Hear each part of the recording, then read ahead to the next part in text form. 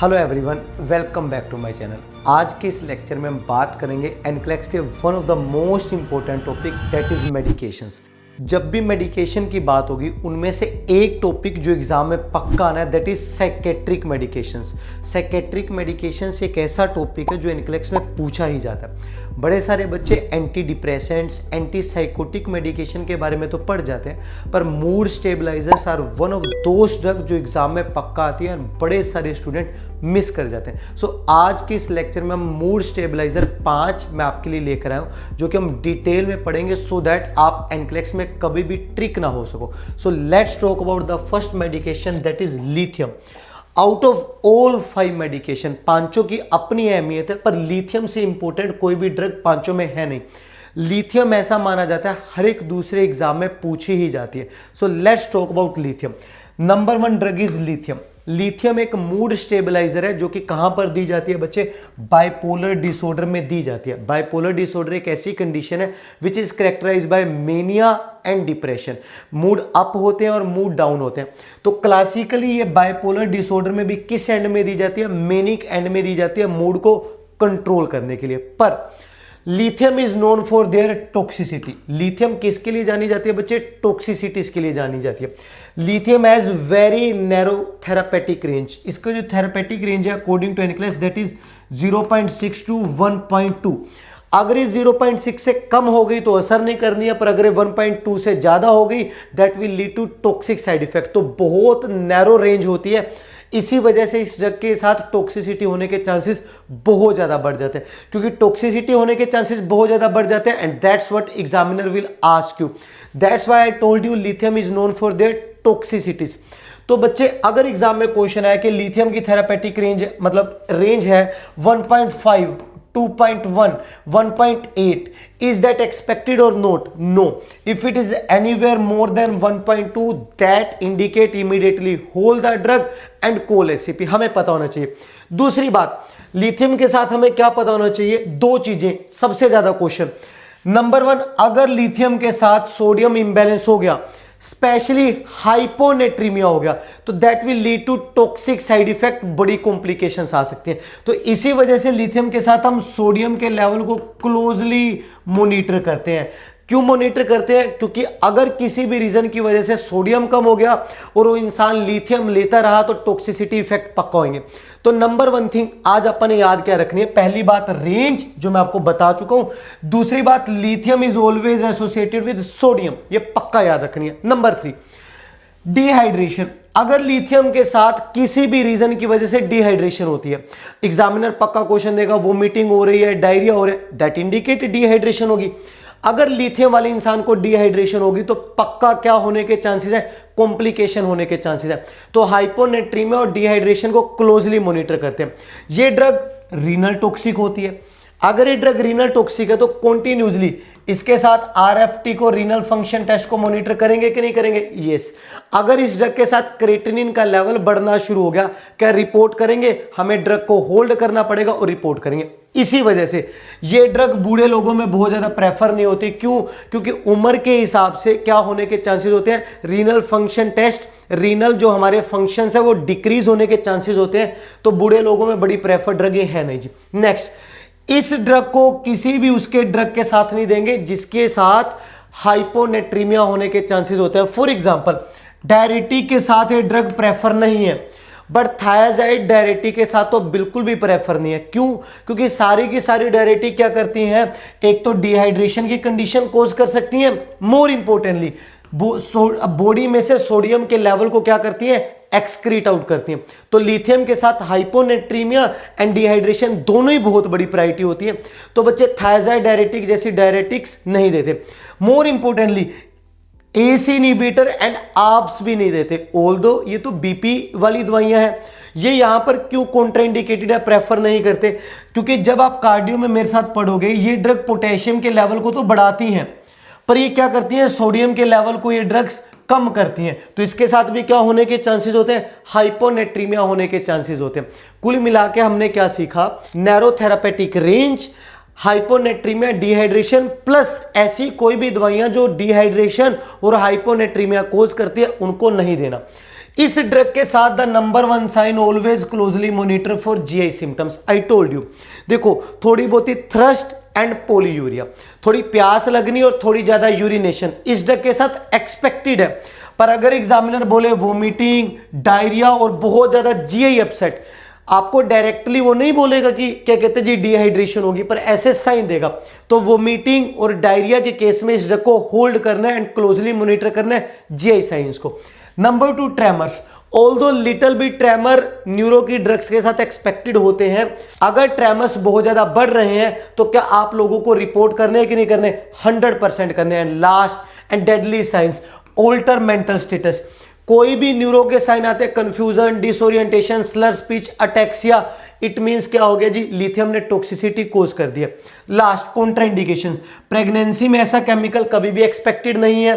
Renal disease मैं आपको बता चुका हूं, डिहाइड्रेशन एंड हाइपोनेट्रीमिया इसकी सबसे बड़ी कॉन्ट्राइंडिकेशंस है। Lithium is one of the most important drug जो एग्जाम में आती हैं। तो बच्चे याद रखना, रेंज याद रखना, सोडियम याद रखना, डिहाइड्रेशन याद रखना, these are the things. And nausea, vomiting और जीआई साइंस, क्लासिकली डायरिया जैसे साइन हमने याद रखने। That is all about the number 1 drug, the most important most tasty drug lithium. Number 2 drug है जी वेलपोरेट, सोडियम वेलपोरेट ड्रग। ये drug seizures में भी जाती है। ये ड्रग क्या कहते हैं जी मूड स्टेबलाइजर की फॉर्म में भी होती है। ये ड्रग एंजाइटी वगैरह में भी जाती है। तो बड़ी वास्ट ड्रग है, पर आज हम किसके लिए पढ़ रहे हैं? मूड स्टेबलाइजर की फॉर्म में पढ़ रहे हैं। एनक्लेक्स बोलते हैं एक्यूट मेनिया में, ये भी मेनिया के एंगल से जाती है, मूड को स्टेबलाइज करती है। पर जब कभी भी सोडियम वेलपोरेट की बात होगी आपको 3 चीजें याद रखनी है, लीवर, पेनक्रियास एंड क्या कहते हैं प्लेटलेट्स। ये ड्रग लीवर को डैमेज करती है। ये ड्रग हिपैटोटॉक्सिक ड्रग है। हिपैटोटॉक्सिक है तो बच्चे इसके साथ एलएफटी को क्लोजली मॉनिटर करेंगे कि नहीं करेंगे? 100% करेंगे। Even if there is jaundice और right upper quadrant pain with this drug, immediately हम रिपोर्ट करेंगे। सेकंड, इस ड्रग के साथ क्या मॉनिटर करना है? Pancreatitis, pancreas. अगर लेफ्ट अपर क्वाड्रेंट में पेन और जर्नल एब्डोमिनल पेन है, we have to report to the examiner, we have to report to the doctor. Number 3, thrombocytopenia. Thrombocytopenia मतलब डिक्रीज प्लेटलेट काउंट। इस ड्रग के साथ हिपैटोटॉक्सिसिटी, पेनक्रेटाइटिस एंड अगर minor bleeding भी होती है, इवन गम ब्लीडिंग भी होती है, उसको अपन ने मॉनिटर करना है। लास्ट, क्या कॉमन एक्सपेक्टेड है इसके साथ? वेट गेन इस ड्रग के साथ हो सकता है, टेंशन लेने की जरूरत नहीं जी।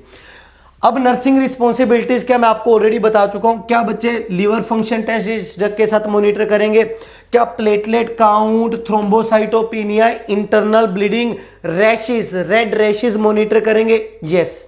मोर इंपोर्टेंटली अगर एब्डोमिनल पेन होता है, मैंने राइट क्वाड्रेंट भी बता दिया, मैंने लेफ्ट एब्डोमिनल पेन भी बता दिया। Right is for liver, left is for pancreas.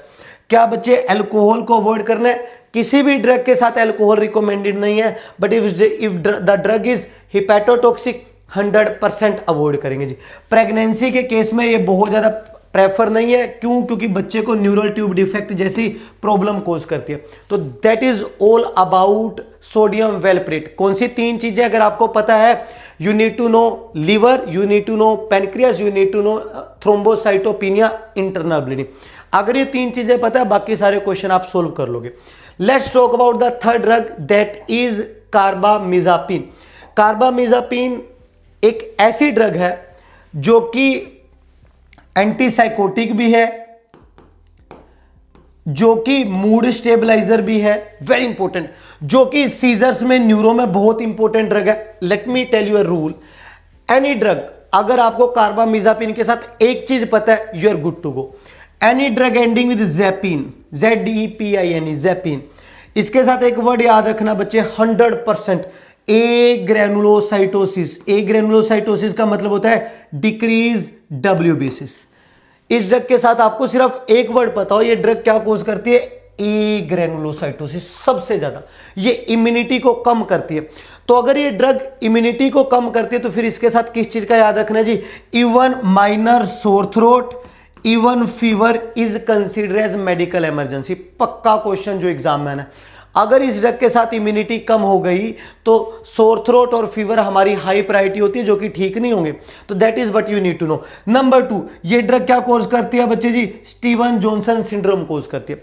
Steven Johnson syndrome क्या होता है? वैसे तो सारी न्यूरो की ड्रग्स के साथ ये वर्ड प्रायोरिटी है, but let me tell you, अगर कार्बामिजापिन लेने के बाद client is complaining painful rashes,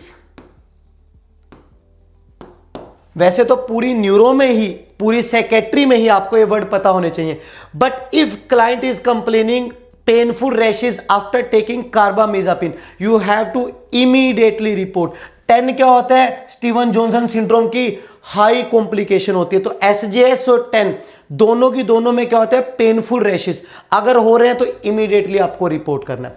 nursing responsibility क्या है? Complete blood count. क्यों? क्योंकि WBCs के लेवल को कम करती है। LFT लीवर के लिए ऑलमोस्ट सारी न्यूरो ड्रग्स वो हैं जी। More importantly infections, I told you, इसके साथ even minor sore throat, fever होता है, आपने इसको कभी भी इग्नोर नहीं करना। रैशेस मैं आपको स्टीवन जॉनसन सिंड्रोम के बारे में बता चुका हूं। इस ड्रग के साथ एक और प्रॉब्लम होती है, ये ड्रग ओरल कॉन्ट्रासेप्टिव पिल की, ये ड्रग ओरल कॉन्ट्रासेप्टिव पिल की इफेक्टिवनेस को क्या करती है? कम करती है। ओरल कॉन्ट्रासेप्टिव पिल इस ड्रग के साथ डीएक्टिवेटेड हो जाती है, काम ही नहीं कर पाती। एंड ये ड्रग प्रेगनेंसी में क्या है? कॉन्ट्राइंडिकेटेड है। तो अगर आपके पास कोई लेडी आए बोले कि हाँ मुझे पता है कार्बामिजापिन प्रेगनेंसी में नहीं देते, इसी की वजह से तो मैं ओरल कॉन्ट्रासेप्टिव पिल्स ले रही हूं, तो आप क्या बोलोगे कि आपको हाफ नॉलेज है कि ठीक है प्रेगनेंसी में नहीं देते, वो बात सही है, पर अगर आप ओरल कॉन्ट्रासेप्टिव पिल्स ले रहे हो तो ये ड्रग तो ओरल कॉन्ट्रासेप्टिव पिल्स को डीएक्टिवेट कर देती है, वैसे भी प्रेगनेंसी होने के चांसेस है। तो क्लाइंट को क्या एजुकेट करते हैं बच्चे? Backup contraception, technically barrier method use करने के लिए बोलते हैं। ओरल कॉन्ट्रासेप्टिव पिल ज्यादा काम की नहीं है। तो हमने क्या सीखा कार्बामिजापिन के साथ? पहली, any drug ending with zepine, remember WBCs, SJS. Number 2, किसी भी न्यूरोसाइकेट्रिक ड्रग के साथ अगर पेनफुल रैशेस होते हैं, that has a big priority, Steven Johnson syndrome बोलते हैं, you have to report. Number 3, क्या कहते हैं? ओरल कॉन्ट्रासेप्टिव पिल काम नहीं करते और प्रेगनेंसी के चांसेस बहुत ज्यादा बढ़ जाते हैं, जो कि कॉन्ट्राइंडिकेटेड है, तो बैकअप अपन ने वो रखना है जी। एंड लास्ट बच्चे, बोन मैरो सप्रेशन, वही इम्यूनिटी वाला केस, आई टोल्ड यू कि माइनर फीवर और सोर थ्रोट प्रायोरिटी है। That is all about 3 drugs. Last 2 drugs very important. Second last drug is lamotrigine. ये ड्रग के साथ अगर आपको एक चीज पता हो, always keep in mind, obviously ये बाइपोलर मेंटेनेंस में जाती है, पर डिप्रेशन के एंड पर ज्यादा जाती है जी। पर अगर आपको एक वर्ड पता हो, इसके साथ एक वर्ड होता है टाइट्रेशन। अगर जो भी डॉक्टर ने इसकी थेरापेटिक रेंज बोली आपको मेंटेन करने के लिए, आप वी टेक इवन 6 मंथ उस थेरापेटिक रेंज तक पहुंचने के लिए। आसान भाषा में बताओ तो इसका मतलब क्या है? इसके साथ एक वर्ड याद रखना, स्टार्ट लो गो स्लो। इसका मतलब क्या है? हम इस ड्रग को बहुत हाई डोज पे दे देते हैं स्टार्टिंग में कि नहीं, 6 महीने लग जाते हैं जितनी डॉक्टर ने डोज बोली है उसको अचीव करने में। इस ड्रग के साथ एक वर्ड याद रखना, we always think about titration. तो धीरे धीरे इस डोज को बढ़ाते हैं। अगर आपने इस ड्रग को बहुत हाई डोज में दे दिया, that will eventually lead to rashes और स्टीवन जॉनसन सिंड्रोम कोज कर देगी। तो नंबर 1 थिंग आपको लेमेट्रोजीन के साथ क्या पता हो, स्लोली इस ड्रग को क्या पाने करना होता है जी, देना होता है। नंबर 2, हमें कितना टाइम लग जाता है बच्चे? 6 महीने लग जाते हैं थेरापेटिक रेंज को अचीव करने में। नंबर 3, अगर ये ड्रग 4 दिनों के लिए रेगुलरली बंद कर दे, क्लाइंट ले नहीं रहा किसी भी रीजन की वजह से, तो आपकी जो पूरी मेहनत है 6 महीने तक पहुंचने की, वो जीरो हो जाएगी। You have to start from zero, वापिस से जीरो से स्टार्ट करना पड़ेगा। तो क्लाइंट को बोलना होता है इस ड्रग को बंद नहीं करना, क्योंकि बड़ी मुश्किल 6 महीने लगते हैं इस ड्रग को थेरापेटिक रेंज तक, 6 महीने लगते हैं इस ड्रग को असर करने में। अगर 4 दिन लगातार डिसकंटिन्यू कर दी क्लाइंट ने, हम जीरो पे आ जाएंगे, फिर से उस 6 महीने के पीरियड को आपको अचीव करना पड़ेगा। So educate the client, take the drug regularly, तभी इसका काम है जी। नेक्स्ट, रैशेस के बारे में बता चुका हूं, क्योंकि इमीडिएटली दोगे तो रैशेस कर देगी। बोन मैरो सप्रेशन, तो इस ड्रग के साथ भी क्या रखना है, इम्यूनिटी वाला एंगल, इन्फेक्शन वाला एंगल। ये ड्रग मेनिंजाइटिस तक कोज कर देती है। सो अगर इस ड्रग के साथ क्लाइंट कंप्लेन कर रहा है फीवर और nuchal rigidity, specially nuchal rigidity, that could be a sign of meningitis, report करना है। Last, out of all mood stabiliser इसके साथ मूड स्विंग्स और सुसाइडल आइडिएशन बड़ी कॉमन है। तो अगर क्लाइंट कोई भी ऐसी बात करे कि सुसाइड से रिलेटेड, अगर आप मेरे स्टूडेंट हो तो मैं आपको डिटेल में पढ़ा ही दूंगा कि सुसाइड से रिलेटेड कैसे कैसे साइन होते हैं। तो अगर क्लाइंट कोई भी बात कर रहा है सुसाइडल आइडिएशन वाले, इमीडिएटली अपन ने रिपोर्ट करना है। And what are the things we have to keep in mind? contraindication, rapid dose increase, I told you rashes हो जाएंगे तो go slow। and number 2, वेलप्रेट, sodium वेलप्रेट के साथ अगर जा रही है तो इसकी डोज को क्लोजली मॉनिटर करना है, क्योंकि ये दोनों ड्रग इंटरेक्शन कर सकती हैं आपस में। That is all about the fourth drug, that is lamotrigine. Dose titration अगर 4 दिनों के लिए बंद होगी तो क्या कर सकती है, 0 पे आ जाएंगे। मेनिंजाइटिस के बारे में, suicidal ideation is very important. Last drug that is quetiapine, very important. ये ड्रग एंटी डिप्रेसेंट में भी यूज होती है। ये ड्रग एंटी डिप्रेसेंट और एंटी साइकोसिस में भी यूज होती है, स्पेशली डिप्रेशन के एंगल से बड़ी इंपॉर्टेंट ड्रग है। बाइपोलर में जाती है, पर कहां पर जाती है? आई टोल्ड यू, डिप्रेशन वाले एंगल को मैनेज करने के लिए ड्रग होती है, और एक्यूट मेनिया में भी मूड स्टेबलाइजर की तरह काम करती है। इस ड्रग के साथ 2-3 चीजें ध्यान में रखनी है। नंबर 1, वेरी इंपॉर्टेंट, ऑल्दो एक सेफ ड्रग है पर 3-4 चीजें। Number 1, metabolic syndrome. इस ड्रग के साथ बीपी में दिक्कत, स्पेशली शुगर, ये शुगर को बढ़ाती है। एंड वेरी इंपॉर्टेंटली कोलेस्ट्रॉल के लेवल को ये ड्रग इंक्रीज करती है। तो अपन इस ड्रग के साथ मेटाबॉलिक पैनल को चेक करना है, शुगर चेक करनी है, कोलेस्ट्रॉल चेक करना है, बीपी चेक करना है। Very importantly yes, specially sugar को क्लोजली मॉनिटर करना। दूसरा, ये ड्रग एक लो डोज में ये स्लीप के लिए भी काम आती है। जिन लोगों को नींद नहीं आती तो इस ड्रग को ले लेते हैं। तो इसका एक साइड इफेक्ट है सेडेशन। तो सेडेशन साइड इफेक्ट है, तो इसको कहां पे प्रेफर करते हैं? दिन में प्रेफर करेंगे कि रात में प्रेफर करेंगे? दिन में प्रेफर नहीं करेंगे, क्लाइंट सारा दिन सोया रहेगा, तो we usually prefer evening time पर। ऑर्थोस्टैटिक हाइपोटेंशन होने के चांसेस है। ऑल्दो सारी psychiatric neuro drugs orthostatic hypotension cause कर सकती है, this drug is one of them. तो स्लो पोजीशन चेंज करने के लिए बोलेंगे कि नहीं बोलेंगे? यस। वेरी इंपॉर्टेंटली, ऑल्दो आज का डिटेल टॉपिक नहीं है, न्यूरोलेप्टिक मैलिग्नेंट सिंड्रोम, अगर इसके साइन आ रहे हैं immediately hold the drug and report to SCP. Let me tell you NMS होता क्या है जी, 2-3 चीजें ध्यान में रखनी। अगर इस ड्रग को लेने के बाद क्लाइंट रिजिडिटी की बात करे, प्लस साथ में फीवर है, मसल रिजिडिटी और फीवर है, तो think about deadly medical emergency जिसका नाम है न्यूरोलेप्टिक मैलिग्नेंट सिंड्रोम। होल्ड कर देना है दवाई को, नहीं तो क्लाइंट की डेथ तक हो सकती है। फॉलोड बाय मॉनिटर को, वेट को क्लोजली मॉनिटर करना, थोड़ा बहुत बढ़ सकता है, but I told you glucose diabetic लोगों में क्लोजली मॉनिटर करना है। एंड लिपिड प्रोफाइल टेस्ट, इनका कोलेस्ट्रॉल बढ़ने के चांसेस बहुत ज्यादा हो जाते हैं, इसको मॉनिटर करना है। फॉल प्रिवेंशन सारी ड्रग्स के साथ इंपॉर्टेंट है, बट याद रखना जो भी ड्रग ऑर्थोस्टैटिक हाइपोटेंशन कोज करेगी उसके साथ बड़े इंपॉर्टेंट है। Teach the client to slow position change, मैं बता चुका हूं। एल्डरली क्लाइंट के अंदर इस ड्रग को प्रेफर नहीं करते हैं, डायबिटीज का रिस्क है, कार्डियक इश्यूज हैं और फॉल के चांसेस है। तो इन कंडीशन में अगर किसी को पहले ही डायबिटीज है प्रेफर नहीं करते हैं, कार्डियक इश्यूज है क्योंकि ये कोलेस्ट्रॉल के लेवल को बढ़ाती तो इस ड्रग को प्रेफर नहीं करते हैं। That is all about very important segment जिसका नाम है मूड स्टेबलाइजर। होप मैं आप लोगों को मूड स्टेबलाइजर डिटेल में बता चुका हूं। If you are my student तो आपको बड़ी डिटेल में आती होंगी anti psychotic and anti depressant, and mood stabiliser भी हम क्लास में पढ़ते हैं। बट मेक श्योर करना दिस वीडियो इज फॉर दोस्त जिन लोगों को हमेशा फार्मा में दिक्कत आती है, तो इस वीडियो को उन लोगों के साथ जरूर शेयर करना। अगर आपको पूरी की पूरी 5 मूड स्टेबलाइजर समझ आई है तो स्क्रीन पे दिए हुए क्वेश्चन का आंसर आपने जरूर करना, मैं आपको पक्का रिवर्ट बैक करूंगा। अगर आपको मेरे लेक्चर पसंद आते हैं तो प्लीज लाइक शेयर विद दोस्त जो कि अभी एनक्लेक्स की प्रिपरेशन कर रहे हैं। मैं आपके लिए ऐसी वीडियोस लाता रहूंगा। Thank you.